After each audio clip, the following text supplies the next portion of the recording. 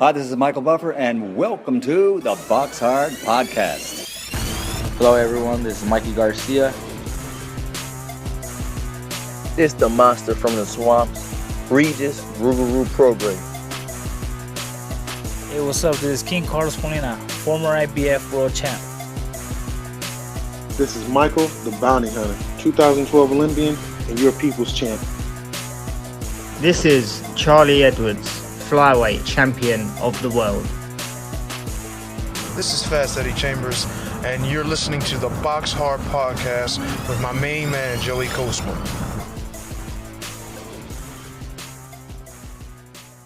Hello everybody and welcome to episode 485 of the BoxHard Podcast.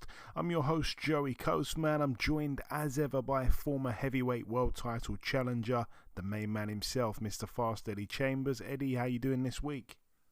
I'm doing great, my man. How about you? Always good when speaking with you, Eddie. Let's dive straight into the review part of the show then. We're going to start here with this one. It went down last Friday, January the 31st at the Indigo at the O2 in Greenwich, London, United Kingdom. It was live on DAZN. I've got to hold my hands up and say I didn't actually watch any of this live.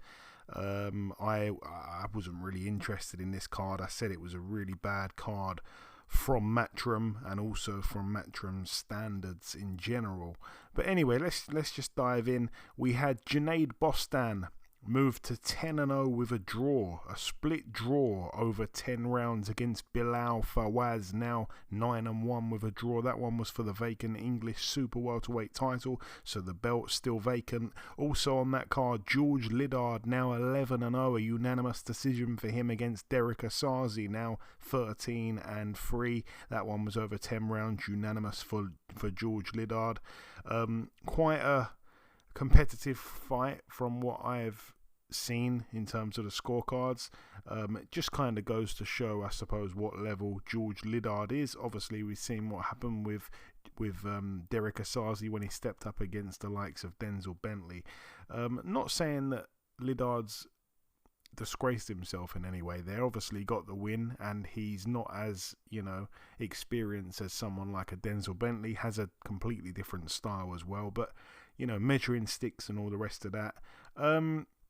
Moving now then to the Wembley Arena. This one was on the Saturday, so the 1st of February. This one, let's touch on it here. It was live on Sky Sports. We saw Callum Simpson move to 17-0, a TKO for him in the 5th round against Elvis Ahorga, now 13-3. Ahorga had 12 KOs going in, and he came to fight. He really did. He was quite tough and quite rugged in those first few rounds, but in the end, like I say, TKO'd. The referee waved it off. He was down prior to the stoppage there for the Commonwealth Super Middleweight title. Very active start of the year it's been for Callum Simpson. He's boxed twice already.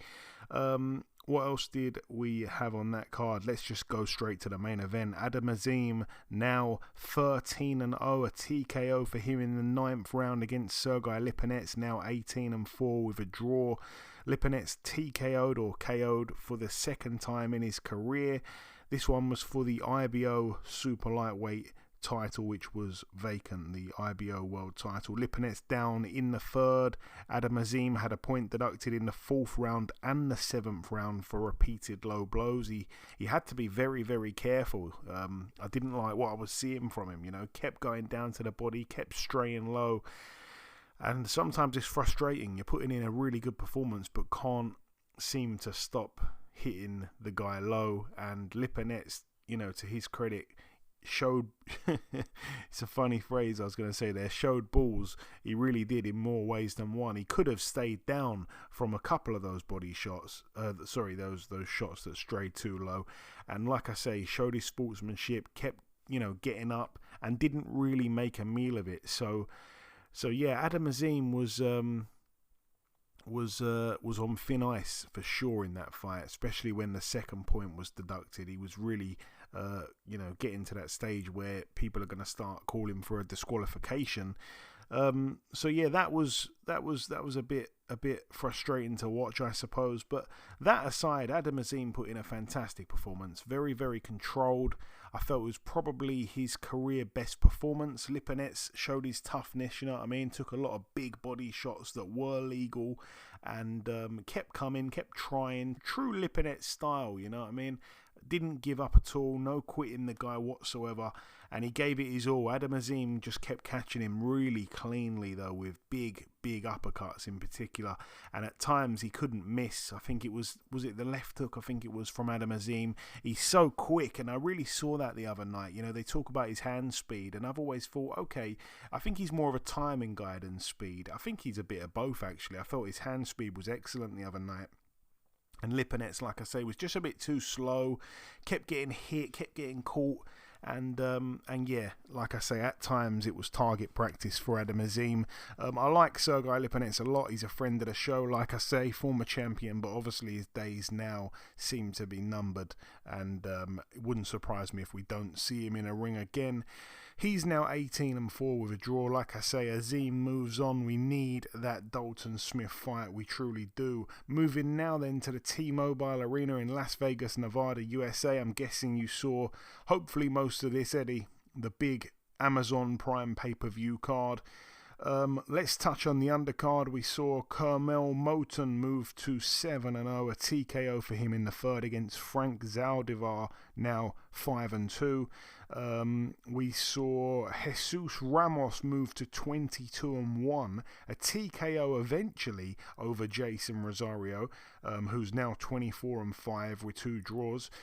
I was extremely surprised by the chin on Rosario. I mean, we touched on it last week, you know. Every time he's lost a fight, he's been stopped. He's been stopped by lesser punchers than Jesus Ramos, in my opinion. And I also felt that Rosario's gas tank was never too great. So I felt that he might be able to possibly weather the storm early on, but he would, you know, he'd get caught up with, really, in the latter part of the fight. If he could even make it to that point. I actually felt that we'd probably see a stoppage within the first half of the fight. How wrong I was, like I say, took Ramos to the 8th round in the end, and the stoppage was a little bit soft, I'd say, from the referee. Rosario was down, I think, once or twice in the fight, and you know, he got back up and he showed a hell of a lot of heart the other day. Rosario was fighting there like it was his last chance at the big time, and maybe it was. But yeah, he showed a lot more character than I felt he would be able to show. He's 29 years of age now, I think, and yeah, maybe that was his last chance, Saloon. But as for Jesus Ramos, it was quite disappointing. And again, there were times in the fight where he seemed like he maybe lost concentration or just started to cruise a little bit. I don't know what was going on with him. It reminded me a little bit of his fight with... you're going to have to help me, Eddie. Who did Ramos fight and lose to where he seemed to switch off a few times? Lubin. Erickson Lubin, yeah. I got there Sorry. just before you jumped in. But yeah. He seemed to switch off a couple of times, but still, he was in full control. I don't think he lost a round, but I was just surprised with how competitive it was, because Rosario, again, you know, was competitive in a lot of rounds, though I don't think he won many. So yeah, it was a bit surprising. I said it was going to probably be a car crash of a fight. I just expected Ramos to walk through Rosario, and it was anything but that. So Rosario came out looking a little bit better there than Ramos. Also on the card, again, I said it on last week's show, both guys had a similar style. It was, I felt, going to be a really good fight. I said this card alone has a few, you know, fights on it that could be fight of the year type fights, and we saw that straight away with this one here. Isaac Cruz now 27-3 with a draw, arguable fight of the year contender early on in the year. He stepped in with Angel Fierro, who's now 23-3 with 2 draws. Fantastic all-action fight. I think it probably took the guys about 15 seconds to start to start turning it into a war. We didn't have to wait long, and it was a very entertaining fight. Like I say, both guys brought a hell of a lot of pressure. Fierro, I felt, hurt Cruz as well a couple times in the fight, which again was a little bit unexpected. Cruz is a fantastic maybe I started saying that word without thinking. He's got a fantastic chin. That's what I wanted to say. But again, I did feel like he was buzzed a few times in the fight. Maybe we're seeing that chin crack a little bit, but still, he did enough, and he did enough to win unanimously over 10. Also on the card, a very disappointing fight here between Brandon Figueroa, now 25-2 with a draw, and Stephen Fulton, now 23-1. Fulton, a new weight class world champion. He's the new WBC featherweight champion of the world.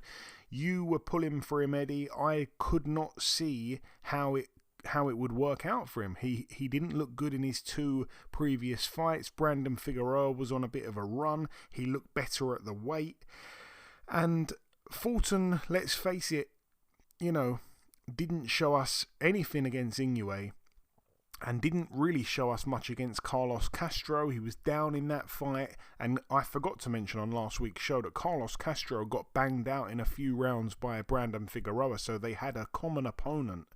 And again, Fulton really struggled with Carlos Castro. So yeah, I just couldn't see how Brandon Figueroa would not win the fight. I really thought he'd win. I didn't believe in Fulton. I also said that his tweets in the build-up were a little bit concerning. He seemed like he was maybe struggling with some mental health issues. I think that since he lost to Inoue, maybe he's come out and said that a lot of his family don't mess with, or don't F with him anymore, as they say, which is a sad thing. He's still a hell of a fighter. Losing to Inoue, there's absolutely no shame in that. I don't want to ramble on too much, Eddie, but I was stunned, and I think even though you wanted him to win and you maybe believed he could win, but I think you'd have to agree this fact here that I'm about to say. We have to both be stunned, surely, at the fact that Fulton not only outlanded but outthrew Figueroa. I still can't believe that. Yeah, that was definitely a shock. I mean, from the clips, not clips. I didn't watch clips. I was actually watching the fight. But it was, intermittent with, because my daughter's birthday was that day. We were, in and out of different places, and I was literally watching it on the movie. It looked like they were, someone fighting in a phone booth, you know what I mean? Which, once again, was not necessarily a surprise to me, because I seen the first fight, and he kind of fought him kind of similarly. Obviously, there's some differences, especially the fact that Figueroa didn't put up the fight that he did in the first fight anyway. It was definitely a bit of, I would have never expected Scooter to outland. Yeah, I mean, if he was going to win the fight, I would figure that he would be at least close to that. And percentage-wise would be higher percentage, but to outthrow as well was not something I expected. But like I said, I was watching it kind of like in between time, and it looked as if it would have been an exciting fight. I didn't know that the fans were booing. I didn't know it was a disappointing, fight to watch. From the first fight, you would have thought that it would have been an exciting fight to watch. You know what I mean? So it was a little bit surprising in both ways, I guess, to me. I mean, like I said, I didn't see the entirety of the fight, but I saw a lot of parts, and it looked like they were going back and forth. Not necessarily going back and forth. I did see a lot more activity and a lot more things done by Scooter, but I thought it was a good fight. But regardless of my interest in, what I wanted to happen. I mean, I really wanted it.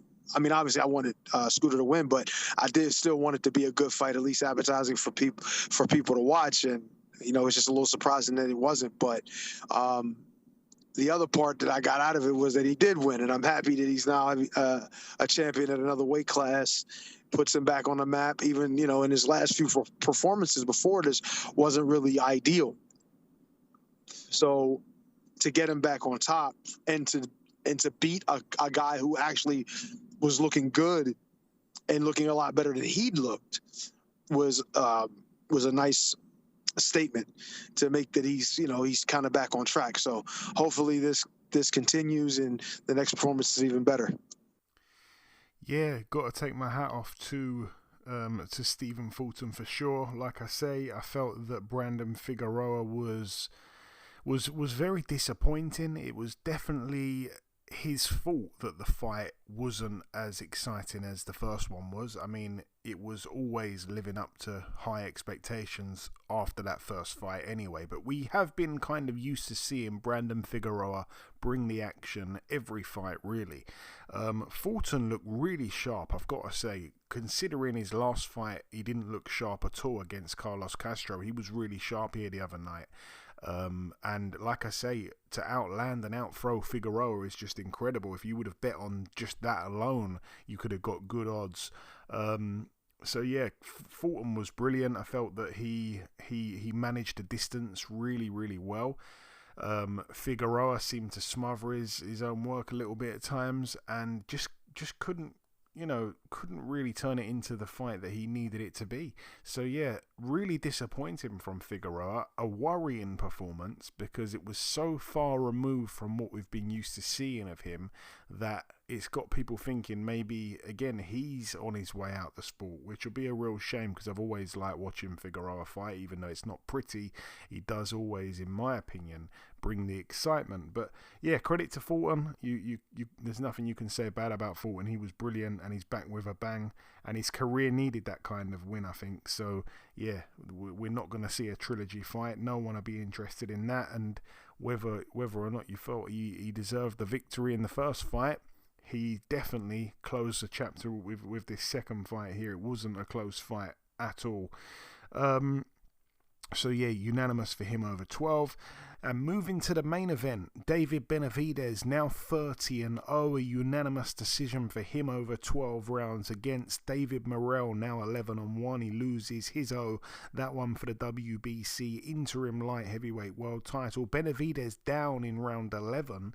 Morrell had a point deducted in the 11th as well for hitting David Benavidez after the bell. Was a little bit harsh. I remember David Benavidez was kind of throwing a combination, and I think maybe landed with like the last punch in his combination just after the bell, but then Morrell hit him with a big shot in retaliation that definitely wobbled Benavidez, and considering he'd been knocked down in that same round, it was a bit dangerous, and his legs certainly seemed to stiffen as he took that shot after the bell. So the referee, I think because of the impact of the punch, decided to take a point, and just like that, he was on his way to winning a 10-8 round, Morrell, and obviously had a point took himself. So yeah, a little lapse in professionalism maybe, or concentration, and he's paid the price there, unfortunately, on the scorecards.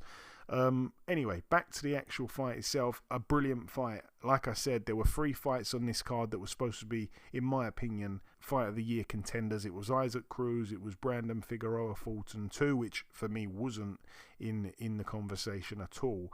And then obviously this main event I did think was going to be a really good fight, and it lived up to those expectations. Fantastic fight.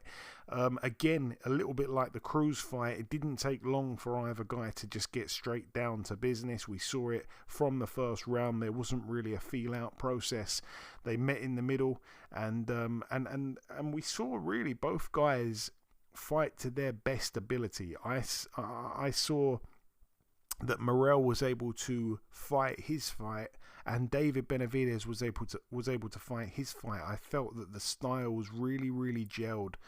And it was, it made for a fantastic fight. Again, all action. There were times where Morrell, for me, clipped Benavidez with some heavy looking shots, and maybe had a little bit more snap in his shots than Benavidez, but at the same time, Benavidez was having a lot of success with his shots, with his combinations, with his His hand speed, I like the way he'd switch up as well. You never knew what punch he was going to throw next. He would mix it up from head to body so smoothly. And like I say, he feints with his body as well. You just don't know where the punch is going to land. But I felt he ripped in some massive body shots. I love when he throws that double left hook, to the head, then downstairs to the body, and vice versa. I think he does that really nicely, whips him in really, really quickly and powerfully. And the thing about Benavidez, Eddie, and it's not anything new the other night there, but he's able to generate so much power without having to really wind the punch up in any way. He just throws these short hooks that seem to have a lot of snap on them, and I love his style. I mean, everyone loves his style. He's a brilliant style to watch, all action. But for me, dominated the majority of the rounds. It was as I expected. I think he as well hurt Morrell at times. He was catching him with nice uppercuts. Morrell certainly got a chin. If he didn't have much of a chin, he would have been gone there probably in the mid part of that fight. He took some big shots. He was definitely hurt at times. Benavidez, I think it was a head clash where he got cut on his eye. I think it was a head clash. And yeah, again, they had to deal with that in the corner. But all in all, a fantastic fight. And Benavidez just dominated the majority of the rounds. He was able to outwork Morrell and do what he does. And I was thoroughly entertained. Well happy that I'd stayed up for it and watched it live. And yeah, I was looking forward to that fight. Untold amounts going in, and I think it lived up to expectations. Benavidez has answered another big question there, because people were moaning about his resume a couple years back, and now he's put together a really good run of good fighters, undefeated guys that are destined for greatness, like Morrell. He's beaten guys like Caleb Plant. He's beaten guys like Gvozdyk. He's up at this new weight now, 175.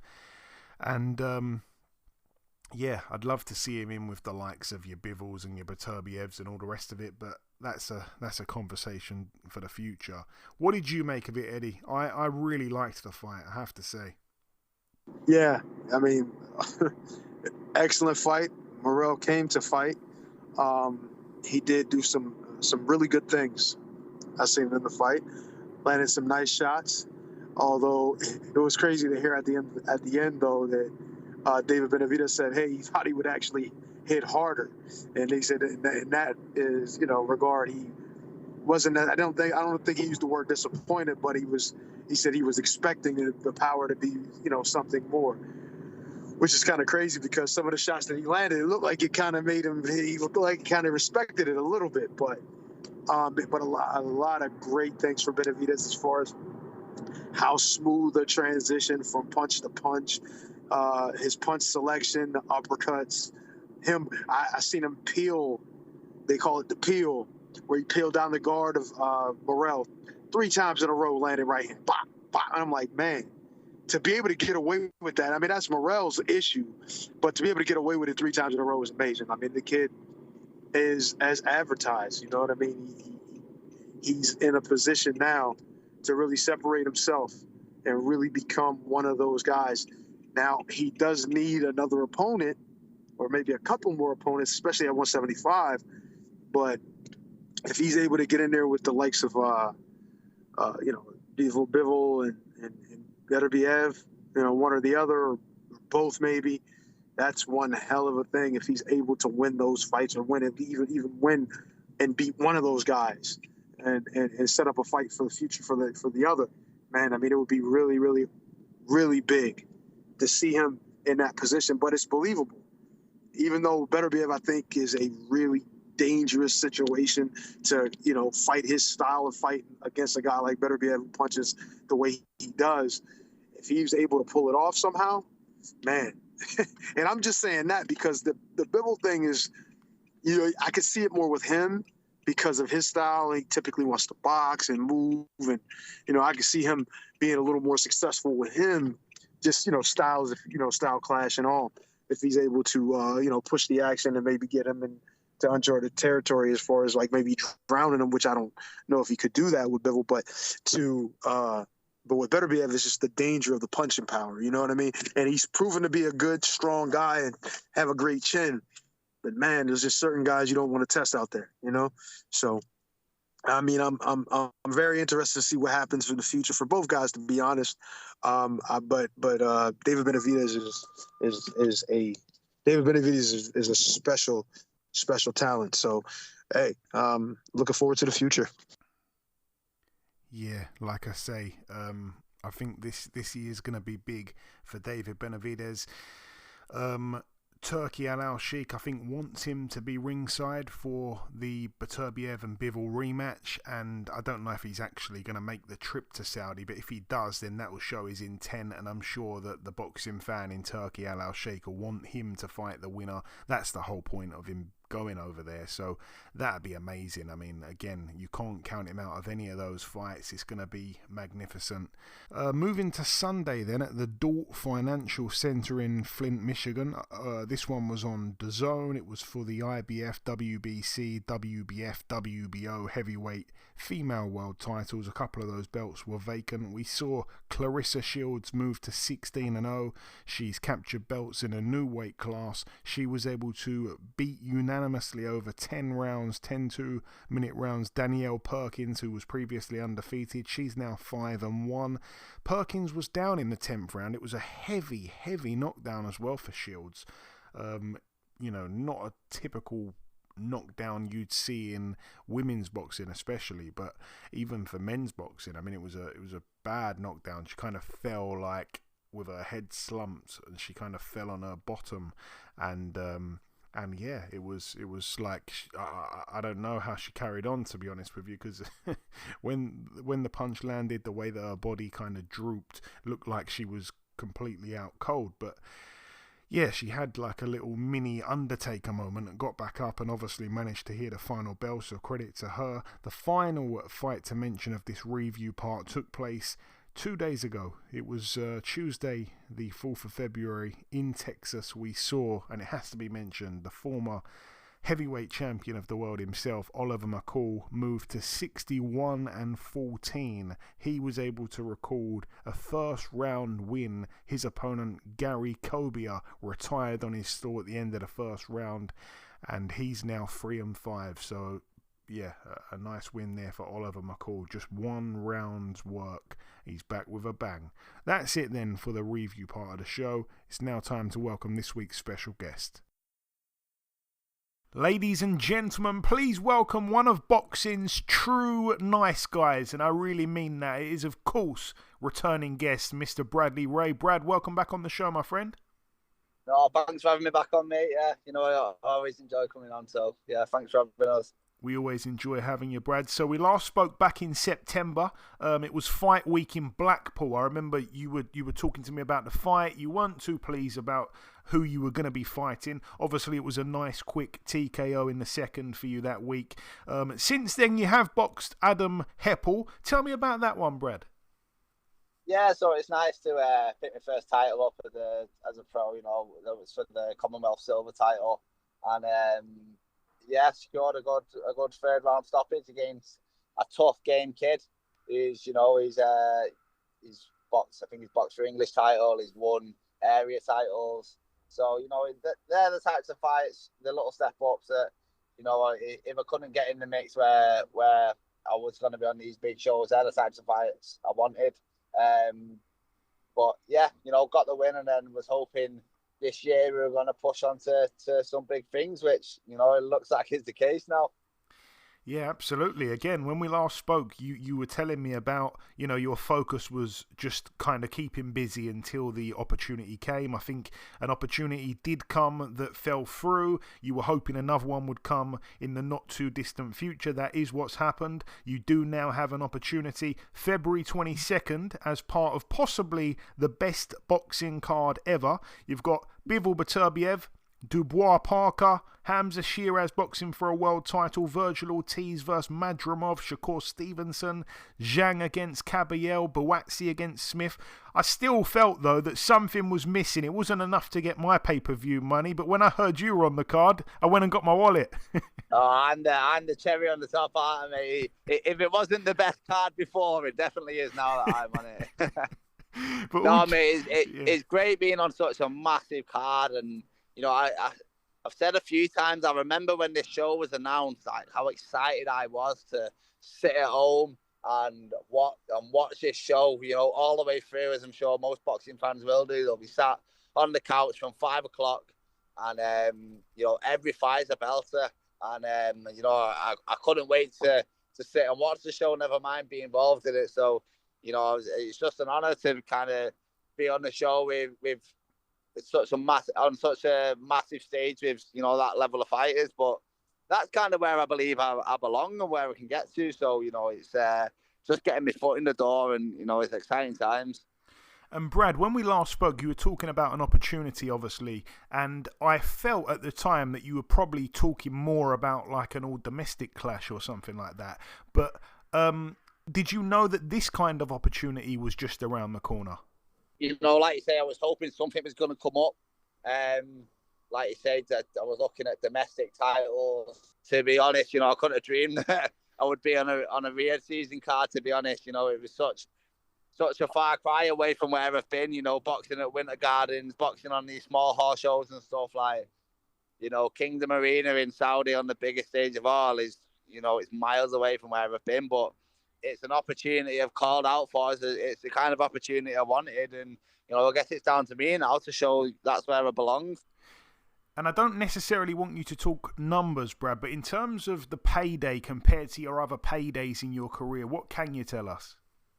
Yeah, you know, it's by far the biggest payday I've got as a professional so far, and you know, it's a lot more than I've been making over the last year and a half, you know, rebuilding back on the smaller shows on my ticket deals. So yeah, you know, it's nice to kind of have that reward that, you know, I've stuck by my guns the last 2 years, and you know, I've been confident that I'd get back to that level where, you know, I'm making like a wage that I can live off, really, because, you know, without my sponsorship, that has not really been possible over the last year and a half.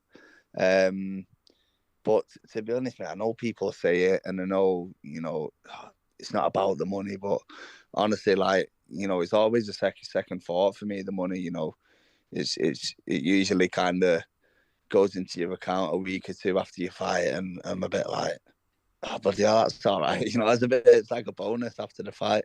But yeah, mate, like you say, it's everyone knows you're getting good money over in Saudi, and you know, I'm happy that I'm out there, and you know, I'm getting my share, I guess. And as for your opponent, Constantino Nanga, undefeated, 12-0, 8 KOs. I can't say I know much about the guy. What can you tell us, Brad? Yeah, I don't think there's loads out there on him. You know, I've found enough on him. I've watched a few tapes and stuff, and look, the guy's a good fighter. You know, his record speaks for itself. You know, he's got the backing of Lennox Lewis, which, you know, you wouldn't have the backing of a fighter like Lennox if you aren't a good fighter, or if you didn't believe that you could do things in the sport. But look, and I know, you know, they'll probably be favouring him. They're probably getting me in as the opponent. But, you know, when I look at this on paper, it's a 50-50 fight, and you know, if anything, you know, I'm more tested, and you know, I don't think he's been tested as a pro, and you know, I'm planning on testing him, and you know, we're gonna find out whether he's gonna sink or swim. And I know that obviously, well, you'll know full well that if you perform good enough, you'll be back in Saudi. We've seen it happen to other guys boxing on these Saudi undercards. I'm sure you're hoping that this is, in some ways, like a start of a new chapter. Yeah, for sure. Like, you know, people know me. Like, win, lose or draw, you know, I deliver, I'm entertaining. You know, and I think that's what it's all about. You know, I go for the knockout. You know, I mean, good fights, and that's what I plan on doing on Feb 22nd on a show full of so much talent and with so many great fights. I want to try and steal the show somehow. I want to be the fight that people are talking about, and it's a big ask, and I've got to find some way of doing that. And I know, again, you talk about those other fights here. I know that you're a big boxing fan as well. What is your personal intriguing or maybe most exciting fight on the card, aside from your own, obviously? Virgil Ortiz, Madrimov, I think. Wow. Yeah, I think it's just a great clash of styles, and I think that fight is only going one way. That it's got to catch fire early on, and it's going to be a great fight. Like when I was there, I was sat at the press conference on the table, and I got there a little bit. Train was delayed. I got there a little bit late, and I just kind of jumped on the end. Everyone was sat down, and they were going through the list of fighters, and I was going, I forgot he was fighting on the show. I forgot that fight that's a great fight, and it just got me even more excited. I think the Zhang Kayabel's Caballero, is it Caballero? Caballero, yeah. I think that's a great fight as well. I think it's that's another one that'll be entertaining, and I think it's gonna be like I say, when the show got announced, I couldn't wait to watch it, and it's just an honour that I'm kind of going to be part of the show, and hopefully Turkey will put me on first, open the show with a bang, get the win, and then I can go and get a good seat somewhere and enjoy the rest of the show. Yeah, that's the plan. I knew you were going to come out with like an obscure fight. Not that Virgil Ortiz Madrimov's an obscure fight as such. They're all big fights, but I knew you were going to come with one that didn't jump out. I really like Zhang and Caballero as well. I think that's really interesting. Who have you got in the main event then? I've got to ask you that, this rematch. It's a tough one. I'm such a big fan of both of them. I'm going to go, I think, in similar fashion as well. I think Beterbiev will get the job done again. I think maybe we might see him put his foot on the gas a few rounds earlier, and I think maybe that could result in Bivol fading a little bit earlier. And I think it could be similar scorecards, maybe a little bit wider for Beterbiev, or potentially maybe get a late stoppage. I just think he's impossible to keep off for the 12 rounds. Like he's gonna wear you down, and he's gonna get to you eventually. And I know he didn't stop Bivol last time, but the last few rounds it was basically survival. Like he was just trying to stay away from him. And a fighter like Beterbiev, you can't stay away from him. He's so good at pressure, walking you down, cutting the ring off. And I think he might look at maybe doing that a little bit earlier. And then I just think he'll get to him a little bit earlier, and I think Bivol will slow a little bit earlier, and he'll win a few more rounds. Yeah, I was one of the few people that actually felt Beterbiev nicked the first one, to be honest with you. I had Beterbiev, I think maybe 1 round, 2 rounds, like close. Yeah. But I had him winning. Yeah. And again, we haven't even mentioned 2 other fights that I actually wanted to ask your opinion on. Those fights being Buatsi against Smith and Dubois against Parker. Another couple of fights there that for me are so hard to pick. What's your views on them quickly before we wrap it up? I think when it got announced, I swayed to Parker for the Dubois fight, and I've been watching a little bit of the build up, and I don't know if he is maybe slightly overlooking Parker, and I think if he is, I think that's a big mistake. I think the run of form Parker's on at the moment, I think his team up with Andy Lee has been great for him, and I think if Dubois is overlooking him, I don't think he's going to walk through Parker, like he might think in his head. I think he could come unstuck. I really do. So I think I might favour Parker for that. And the Buatsi Callum Smith fight is another great one. I think I'm a massive Callum Smith fan. I always have been since I was a young kid in the amateurs, and I can see Smith hurting Buatsi. I think we might see Buatsi in trouble like we've never seen him before with the pro. I think we might see him on the deck, or we might see him hurt or wobbled, and you know how much of a good finisher Colin Smith is. If he does have you hurt, he's usually getting you out of there, but it's a tough one to call. That I might have to sit on the fence with that one. But I do think we could see Smith, test Buatsi like you've not seen him tested as a pro. Yeah, I think we'd all love to see that, just to see what kind of answers Buatsi comes up with. I love your prediction there. I think that it's a shame that some people I'm seeing are really sleeping on Smith. They're looking at his performances against Canelo and Beterbiev and somehow writing him off against, Buatsi, who for me isn't near that level just yet. But yeah, some great fights. I mean, we can talk about them all day long. Just before we let you go, Brad, I just wanted to give you a chance just to close out the interview. If you want to say anything before we let you go, if I've forgotten to ask you something, whatever you want to say it, my friend.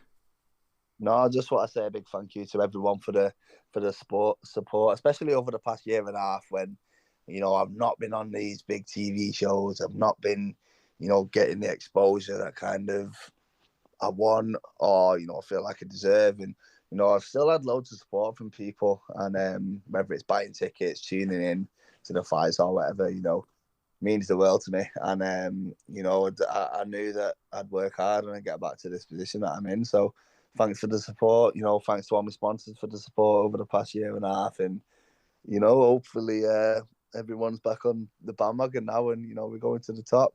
We've got 20 odd people flying out to Saudi, I think, to come and watch us. So yeah, we anywhere we go, people are coming to watch. So it means the world to me. Oh, that's amazing, mate. That's brilliant. Listen, Brad, as always, the pleasure's mine. Thanks for your time. I appreciate you squeezing me in today, and we'll speak again after the fight, I'm sure. Top man, thank you. Speak to you soon. Okay, now it's time for part 2 on this week's show. This part usually the news part of the show, but nothing to bring you this week just yet anyway. We're going to move then now to the preview part of the show. This one goes down later today at the Montreal Casino in Quebec, Canada. We have over here Bakodir Jalalov, 14-0, I think with 14 KOs. He's back in a 10-rounder here at obviously heavyweight. He steps in with David Spilmont, who's 16-8 with a draw. Jalalov, for me, needs to really start stepping things up. I don't think he's young, so he needs to certainly step up his competition. He boxed the very best as an amateur, and I want to see him do the same as a pro, or at least, someone who's in that direction, because he's boxing a lot of guys who, are nowhere near his level. Anyway, that's that. Moving then to Saturday at the Co-op Live Arena Ready in Manchester. This one's going to be live on TNT Sport. The event is called The Last Dance because it's supposedly going to be Derek Chisora's final fight. We'll have to wait and see if that's true. I don't buy it for a second, unfortunately.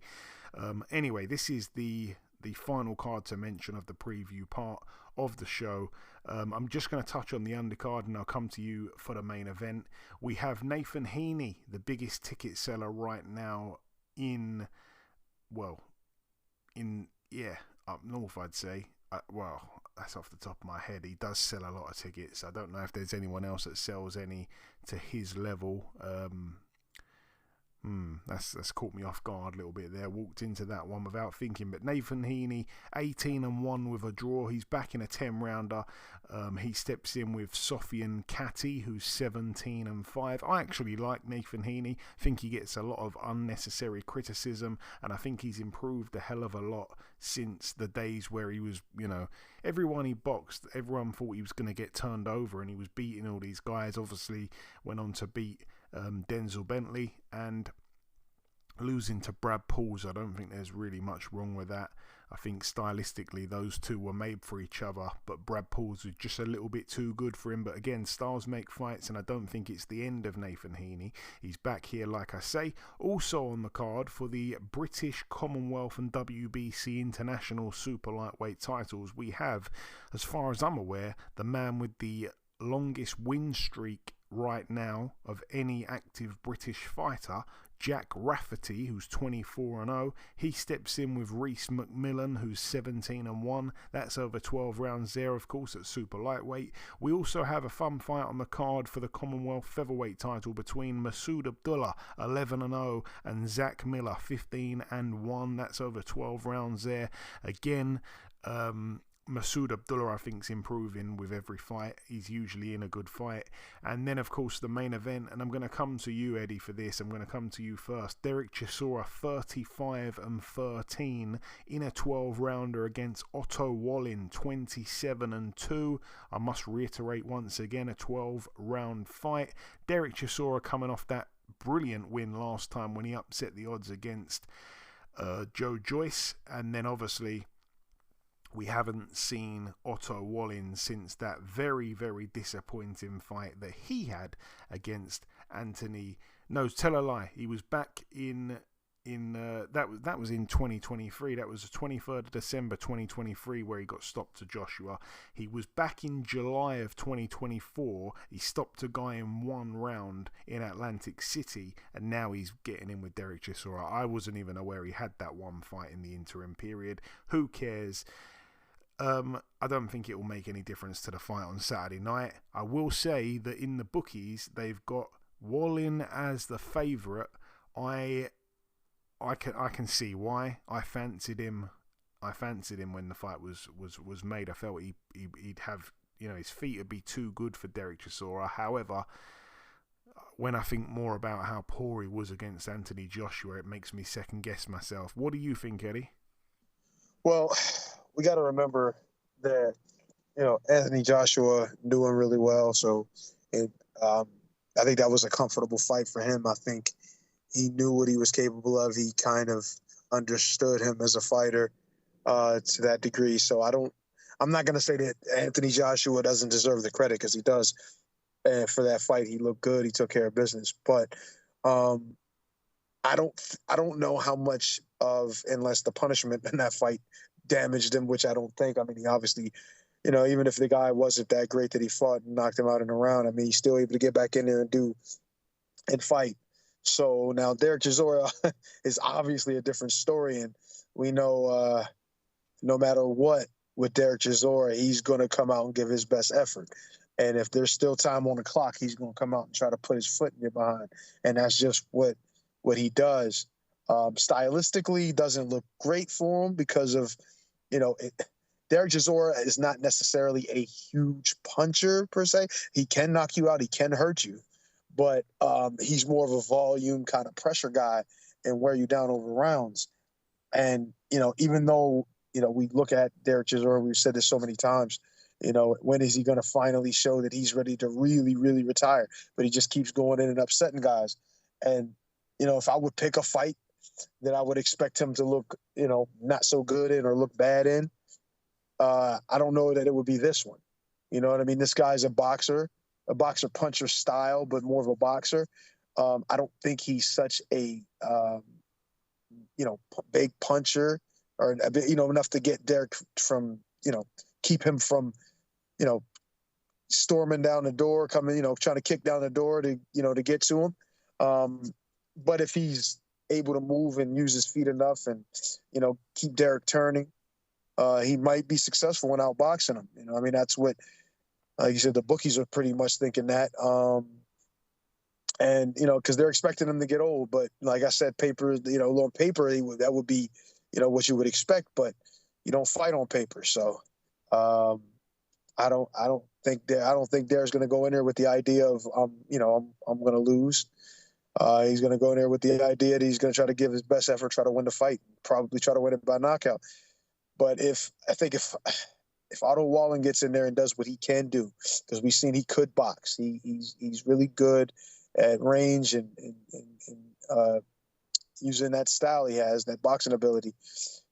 I think I would have to lean toward him. Regardless, I understand he just beat Joe Joyce and he's been on a decent run even recently with these last couple upsets. But eventually you got to get old. And, I mean, I'm not saying he's going to. Don't bet against him necessarily.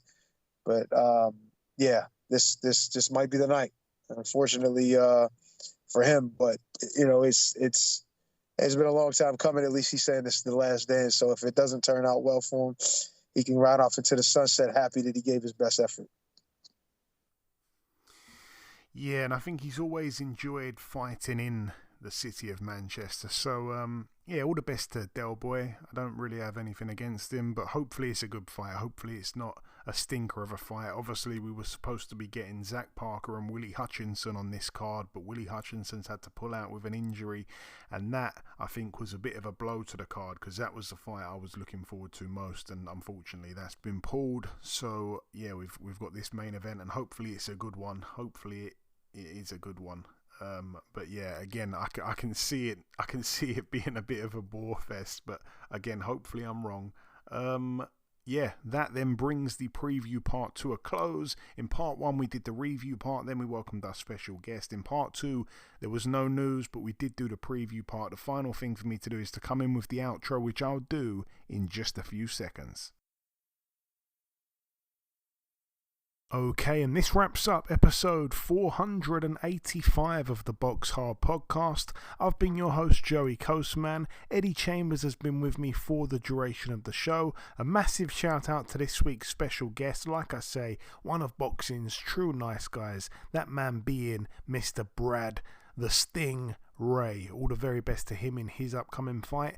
The biggest thanks, as always, goes out to you, the listeners. Thanks once again for tuning in. That is about it from myself. Enjoy your weekends, people. Stay safe, and we'll see you all again, same time next week.